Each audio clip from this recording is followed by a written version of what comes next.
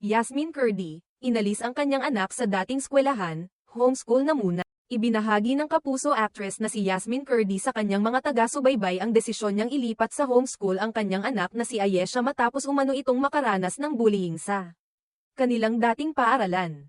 Sa isang post sa Instagram noong 3 ng Pebrero, nagbigay si Yasmin ng update tungkol sa kanilang sitwasyon at ang mga hakbang na kanilang ginawa upang masiguro ang kaligtasan at kapakanan ni Ayesha.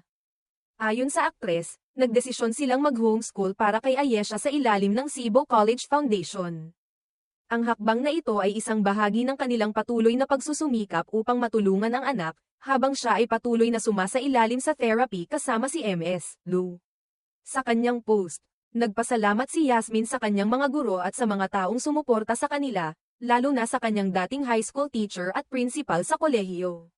Ayon sa kanya, malaking tulong ang kanilang mga ginawang hakbang upang matiyak na magkakaroon si Ayesha ng safe space and environment na kailangan nito sa kasalukuyan. We have chosen homeschooling for now under Cebu College Foundation while Ayesha is in continuous therapy with Ms. Lu. Thank you so much ma'am, ani ni Yasmin. Bilang pasasalamat, nagbigay din siya ng mensahe ng pagpapahalaga sa lahat ng mga paaralan at mga individual na nag-abot ng tulong at nagpakita ng malasakit para kay Ayesha sa mga nakaraang linggo. Ang pagpapakilala ng bagong setup ng edukasyon ni Ayesha ay isang positibong hakbang na magbibigay daan sa mas ligtas at mas komportableng kapaligiran para sa bata upang matutunan ang mga kinakailangang leksyon sa isang kalmado at walang takot na setting.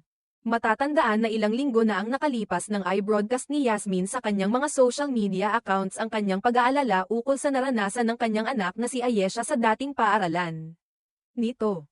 Ayon kay Yasmin, hindi na siya nakapagtimpi at binanggit ang insidente ng bullying na kanyang naranasan sa kanyang anak. Ito ay nagdulot ng kalituhan at pangamba. Kaya't napagdesisyonan nilang baguhin ang setup sa edukasyon ng bata upang maprotektahan siya mula sa anumang uri ng pananakit, pang-aabuso, o pang-iinsulto mula sa ibang tao. Ayon pa kay Yasmin, hindi niya hinayaan na magpatuloy ang sitwasyon at naghanap siya ng mga alternatibong solusyon upang matulungan ang anak. Hindi aniya siya titigil hanggat hindi nakikita ang anak na masaya at ligtas sa isang kapaligiran na nakatutok sa kanyang mental at emosyonal na kalusugan.